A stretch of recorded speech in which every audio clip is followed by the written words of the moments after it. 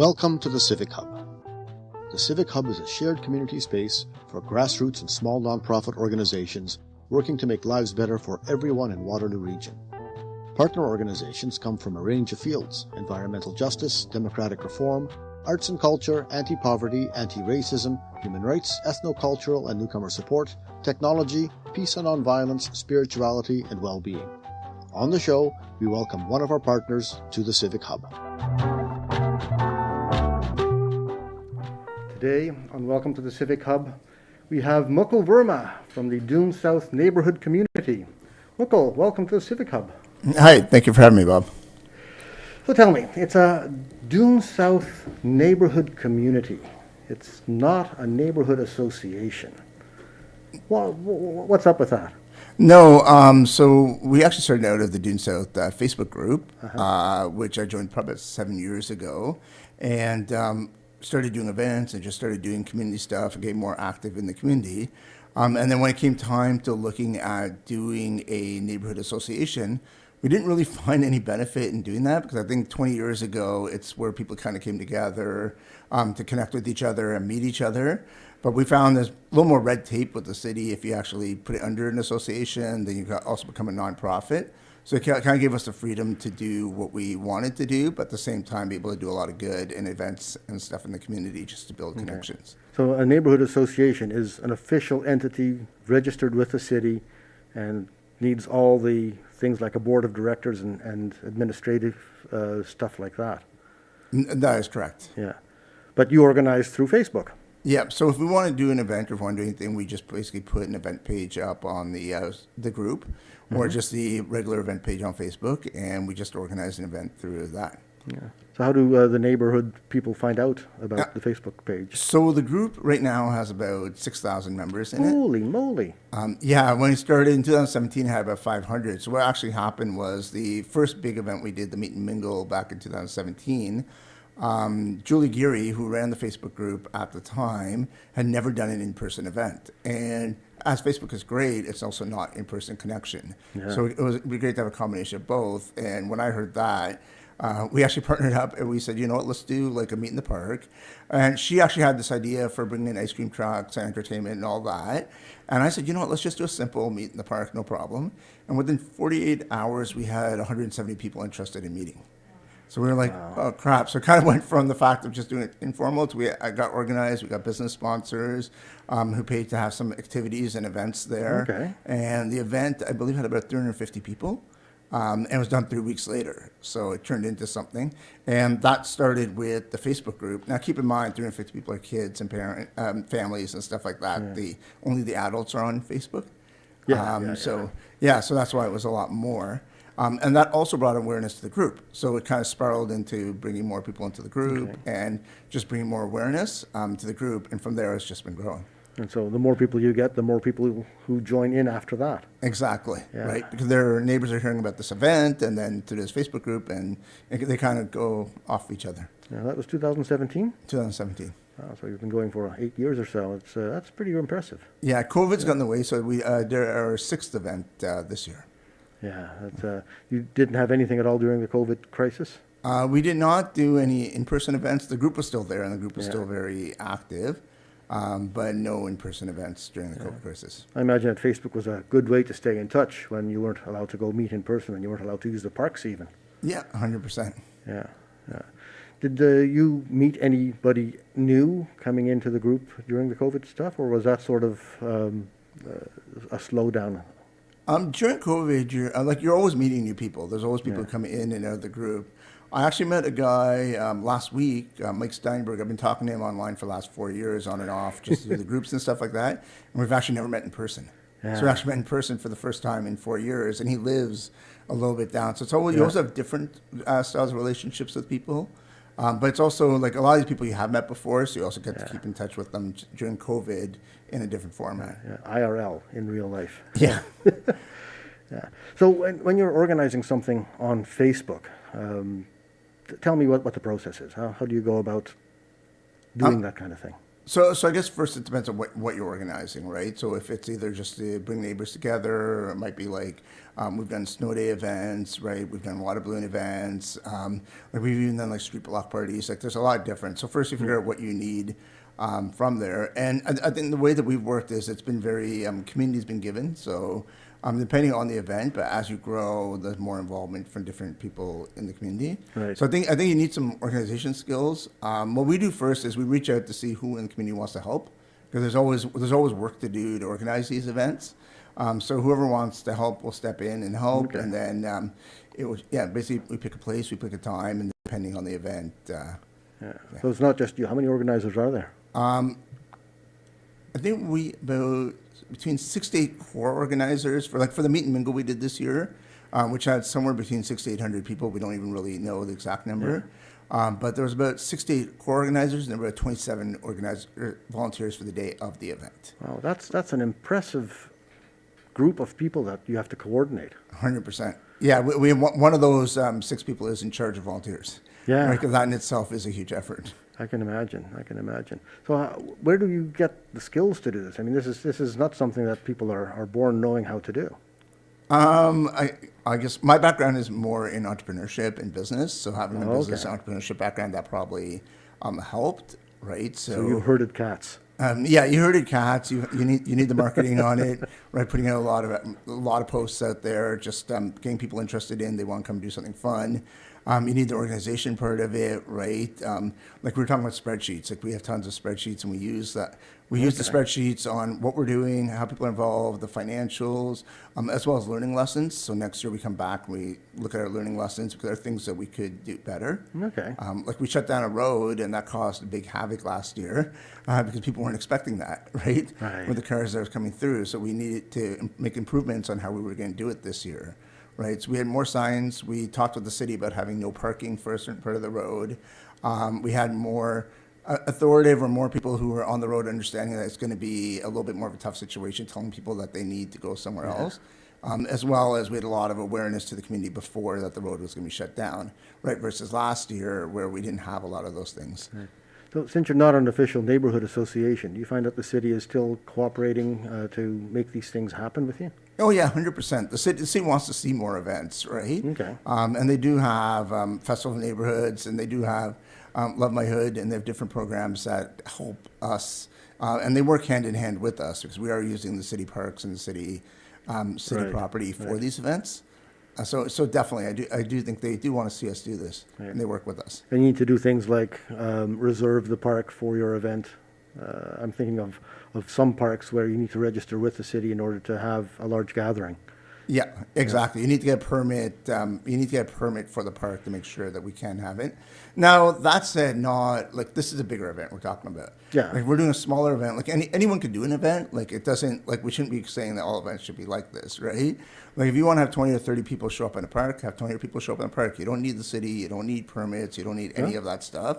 Just go out and do it. Right, and I think that's how more events should be versus the bigger events, right? And then anybody who's on that group, all 6,000 of them can jump in and say, I want to have a paddle pool party. Exactly. Doesn't need the sanction or the permission of you or anybody else. Yeah, and that's exactly it. Like anyone can do anything. Okay. Like I'm not special, or no one who's organizing this is anything special. Sorry, the guys who are organizing this, but truth is, anyone can actually step in and do it. It doesn't really take you've got a platform to meet people that are interested in what you're doing, which is great. You just need to organize. That's wonderfully democratic. Yeah. Does it always work out, or do you sometimes end up with conflict, like two people scheduling at the same time? This year we actually, probably the first time we actually did have that, where there was another neighborhood event, which did end up moving at the same time. But usually it does work out because fortunately or unfortunately, there's not enough neighborhood events where there's so many clashes, right? So it happens too few. It should happen more often, but we don't very often see clashes. So I guess what that means is just people need to get out and make more events happen so that, a clash is a good thing because it shows that there's plenty of events available for everybody. Yeah, definitely a good problem. Yeah. When you've got something like that happening, how do you resolve that? I mean, is it always within the Doon South community, or is it sometimes that you're clashing with a different neighborhood group? So, I'm thinking back to another class we had. So another part was a toy drive, right? So in 2017, started organizing a toy drive as well. And the first year we did it, the school, Grove Public School, was actually also organizing a toy drive as well.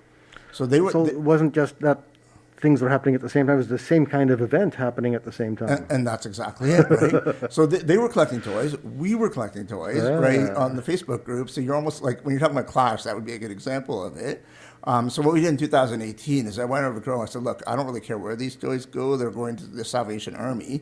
I shouldn't say I don't care where they go. It has to be done properly. Yeah. Like, we're not in the business of handing out toys to the proper people. It has to be done through Salvation Army or someone organized.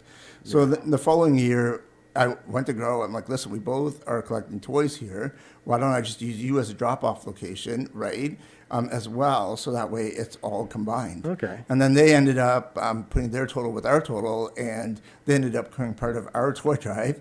And that was the second year, and we've now done that. Okay. I want to say 8 years, I think it is now, or seven or 8 years now. We've done the toy drive, and they've been part of it. So we're all trying to accomplish the same goal. Right. So. Right. So better that you work together than that you try to corner the market for yourself. And that's exactly it. So.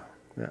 You said you did something for snow days. What can possibly be done in a snow day? Isn't that where you all huddle up at home? Well, tell the kids that. Right? So, the kids love to get out and snow.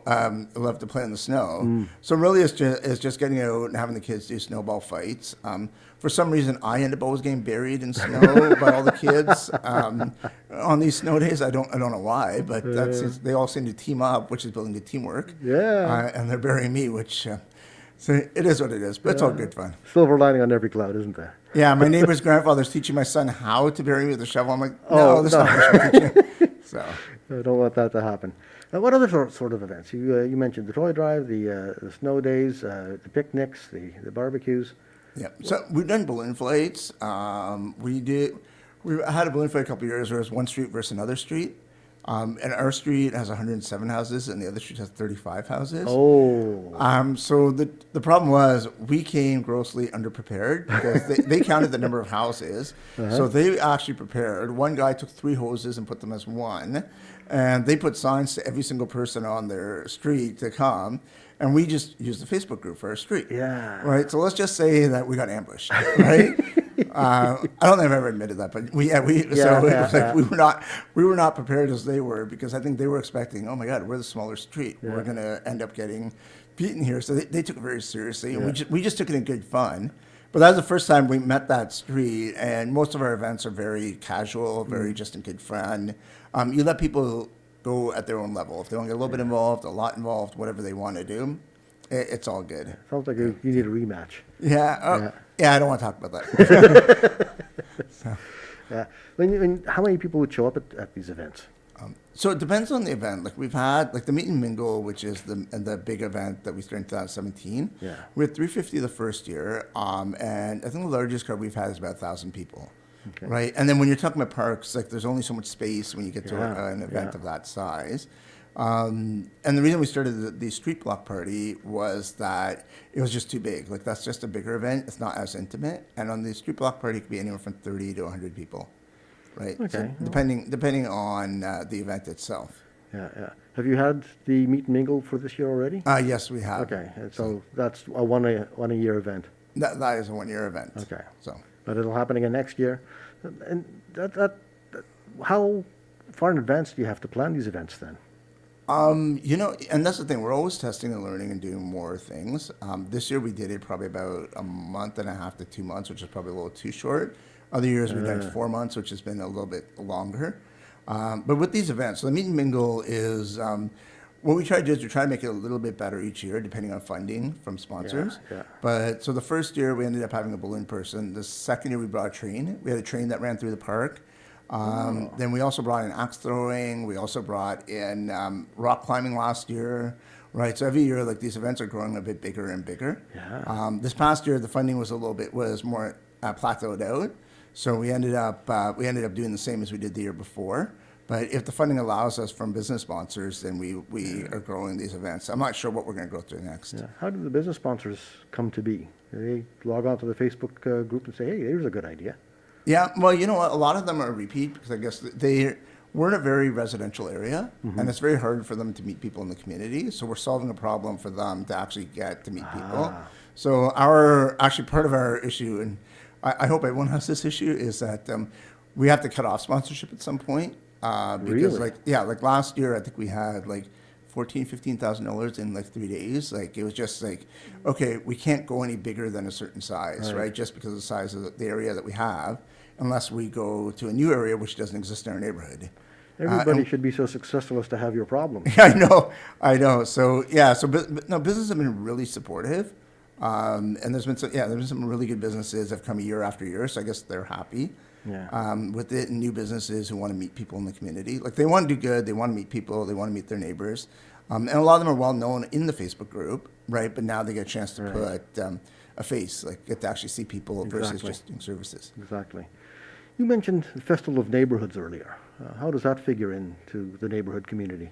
So Festival of Neighborhood has been a fantastic partner because what it allows us to do is obviously we have business sponsors and we want to be responsible with their money, but it allows us to give a whole bunch of other activities that we would not have access to or without having to buy all the equipment, right? So like tug of wars, parachutes, right? Beanbag games, right? Chalks, signs, water bottles, like all of this stuff they provide to us. And if you look at this could be hundreds, if not thousands of dollars of just stuff we'd have to collect that we might use once a year. So they've been fantastic in allowing us to lending that stuff to us each year, and letting us use that. These are the activity trunks that the Festival of Neighborhood provides. Yeah, it's the activity trunk they do. Yeah. What's a favorite? What's a favorite in the activity trunk? I think the tug of war is pretty popular. Yeah. Like people really like the tug of war, especially as parents versus kids, right? We do something fun. We do some fun stuff like that. So Yeah, I can imagine. So how did you hook up with Festival of Neighborhoods? I mean, it sounded like your Facebook group was pretty well self-established, but Festival of Neighborhoods reaches out across the city. So I believe it was from Love My Hood. So there was a representative who was a neighborhood representative, Sarah from Love My Hood, and she put us in touch to allow us to get access to the activity trunk. And that's when we met. And we're going back a few years. So I believe that's how we did meet a number of years back. Okay, so there's a lot of inter-organization cooperation between the different groups, Festival of Neighborhoods, Love My Hood, your neighborhood community, and the neighboring neighborhood communities. Yeah, absolutely. We're all trying to accomplish the same thing as build community, right? So I think we're all helping each other out. So yeah, it certainly helps festivals be more successful. Having more people involved, having a wider group of people involved is going to make it more successful. What would you recommend to other neighborhoods to emulate your success? So honestly, I don't think it's that complicated. I think you just need to go out and do it. I think like if you have an idea for an event or an idea for, it could be as simple as meeting at this time going for a hike, right? It could be like they don't have to be big, they don't have to be fancy. I actually think the smaller ones are better. But I think if you want to do it, there's nothing stopping you from doing it. It does take a bit of time, but not a lot of time to do it. Literally think about it. If you put up an event page, say show up at this time, you don't have the expectations. If 2 people show up or 20 people show up, it doesn't really matter, right? Just go out and do it. So I think anyone can do it if they have an idea for it. It doesn't have to be anything overly complicated. And then once you get an idea on what the neighborhood wants, more people get involved, and then you can kind of figure out and get into more fancy stuff. Does it require Facebook to do this, or could you do it back in the old pencil and paper days? I'm sure you could do it back in the old pencil and paper days. Not how I've done it, but yeah, 100%. If you know your neighbors, you know people on your street, right? Like we've even gone and put like paper signs. Like this is how one of the things we did with the Facebook group originally for our street is we went to every house and we put like half Black Party, half Facebook group, right? And that's how we built up and let every house know that hey, there's a Facebook group for the street. Yeah, right. Postering and flyering, like in the good old days. Exactly, and that's how the other team beat us. By doing exactly that. Exactly that. Right. What keeps you going? What makes you come back year after year?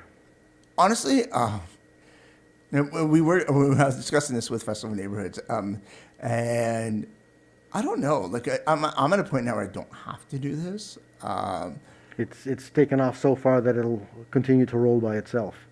Yeah, it can definitely roll by itself. I think you need to get new people involved. I do find it's usually the same culprits that are involved year after year, and we do try and recruit new people as well. But it seems like there's always the same people who like to get involved with everything or get involved with all the different events on it. But anyone new, like it's not that complicated or that hard. Yeah. So does this mean that you have now met most of the people in your neighborhood?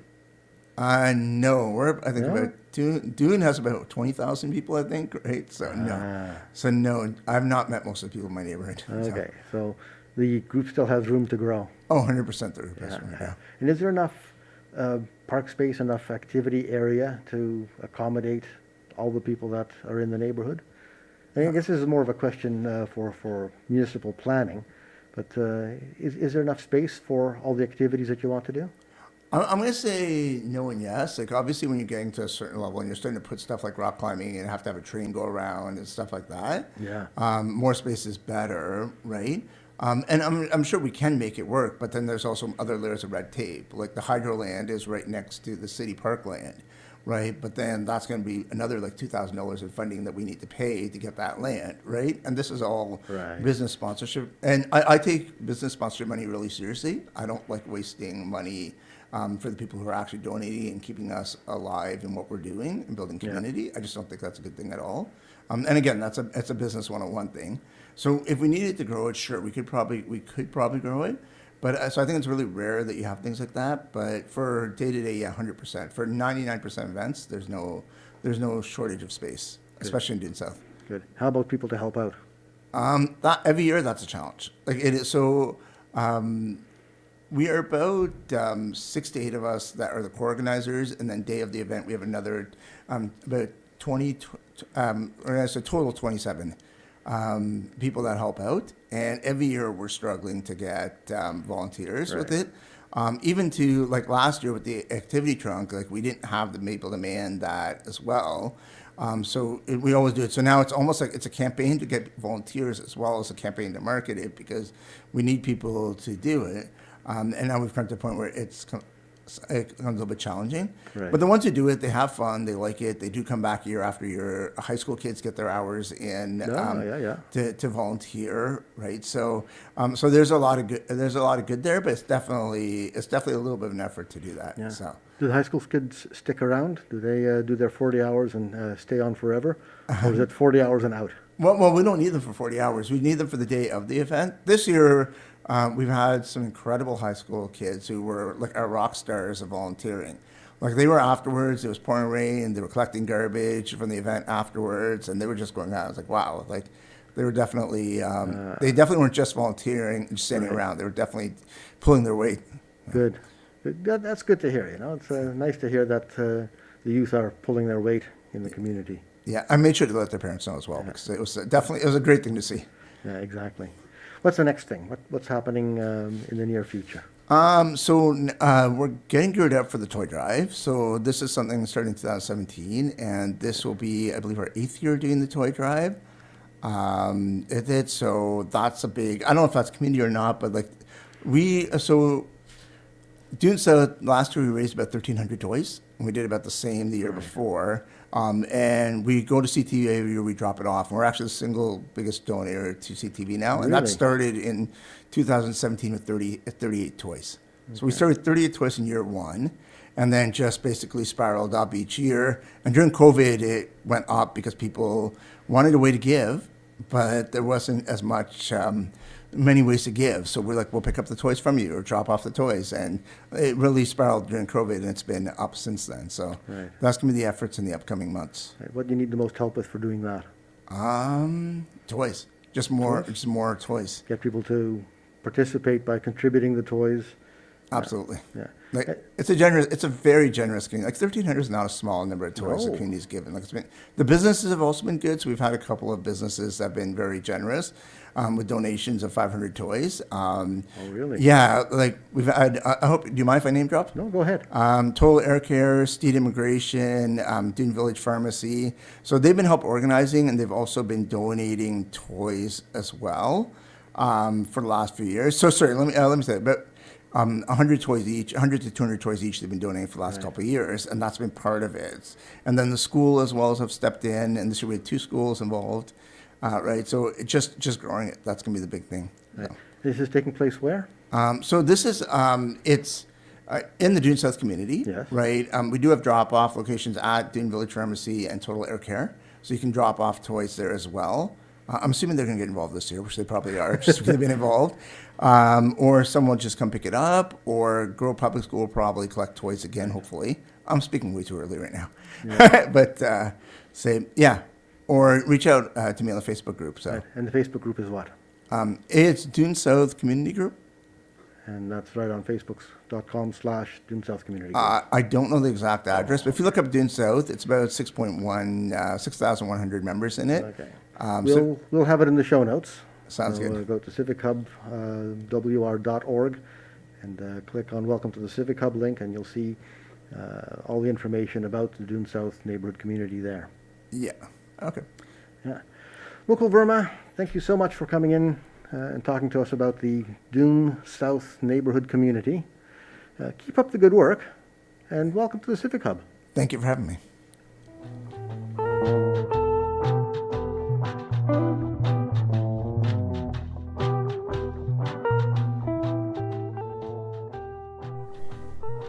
You've been listening to Welcome to the Civic Hub, where we welcome community partners to the Civic Hub. The Civic Hub is online at civichubwr.org. You can reach the Civic Hub by email at civichub@waterlooregion.org. Welcome to the Civic Hub is produced at the studio of CKMS-FM, 102.7 Radio Waterloo. The show is sponsored by the Social Development Center of Waterloo Region. The executive producer is Alexander Petrovich. Ritika Sharmali is the producer and host. Technical production is by Anjali Sanderson, and I'm Bob Jonkman. Civic Hub is supported by the Region of Waterloo Upstream Fund. The theme is A Good Bass by Kumiku from the Free Music Archive and used under Creative Commons CC0 license.